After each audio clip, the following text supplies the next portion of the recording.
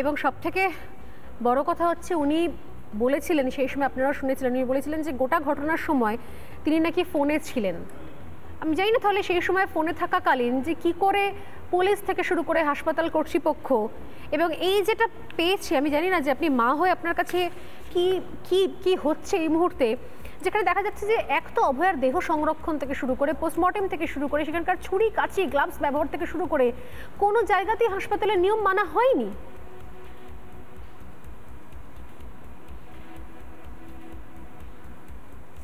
আমার মেয়ে যে হসপিটালে কর্মরত একজন ডাক্তার সেটাই কেউ মনে করেনি সেদিন। ওখানে মানে রাস্তার একটা কুকুর বেড়ালের মতো ব্যবহার করা হয়েছে।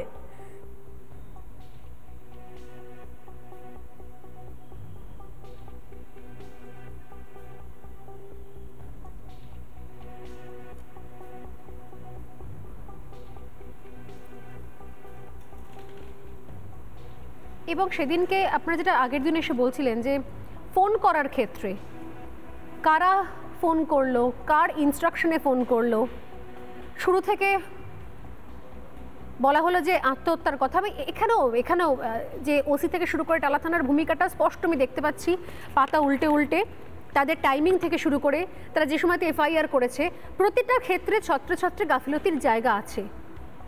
আমার দৃঢ় বিশ্বাস নিশ্চয়ই এগুলো আপনারাও দেখেছেন এবং আপনারা শুরু থেকে বলার চেষ্টা করেছেন, সমস্ত মিডিয়াকে আপনারা চিৎকার করে বলার চেষ্টা করেছেন। বলুন প্লিজ।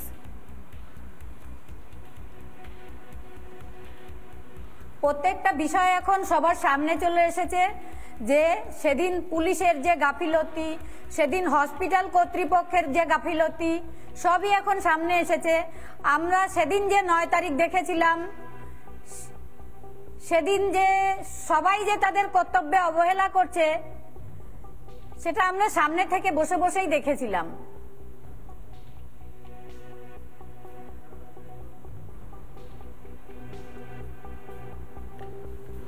একদমই তাই। আমি আবারও আসবো আপনার কাছে। আমরা সেদিন অনেক চেষ্টা করেছিলাম হসপিটালে পৌঁছে মেয়ের মুখটা অন্তত দেখব, কিন্তু আমি পুলিশের পায়ে ধরে কেঁদেছি, তাও আমাকে মেয়ের মুখ দেখতে দেওয়া হয়নি।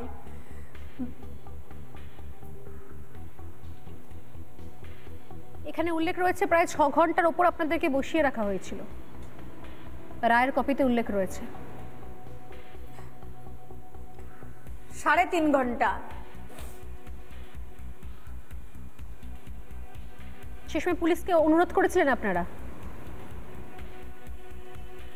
এবং আমরা ওখানে পোস্টমর্টমও চাইনি। হ্যাঁ, আপনাদের তরফ থেকে আপনাকে সেই সময়তে বলেছিলেন যে মানে পোস্টমর্টেম এখানে যাতে না করা হয় বা যাতে অন্য কোনো হাসপাতালে, যে হাসপাতালে ঘটনা ঘটেছে অন্য কোনো হাসপাতালে পোস্টমর্টেম করা হয়, সেগুলো বলতে পেরেছিলেন সেই সময় সেদিনকে?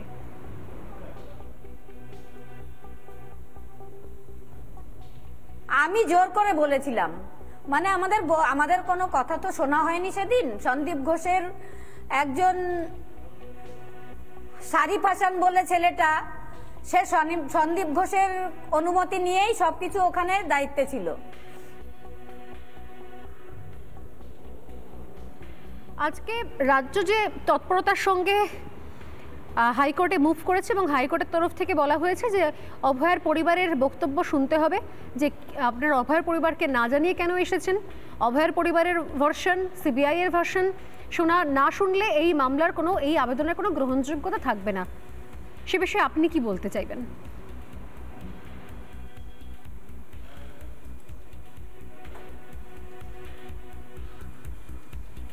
আমাদেরই তো সব হারিয়েছে, কিন্তু এখন দেখছি মুখ্যমন্ত্রী তৎপরতায় বেশি, যে উনি খুব দুঃখ পেয়েছেন যাতে সঞ্জয় রায়ের ফাঁসি হয়নি বলে।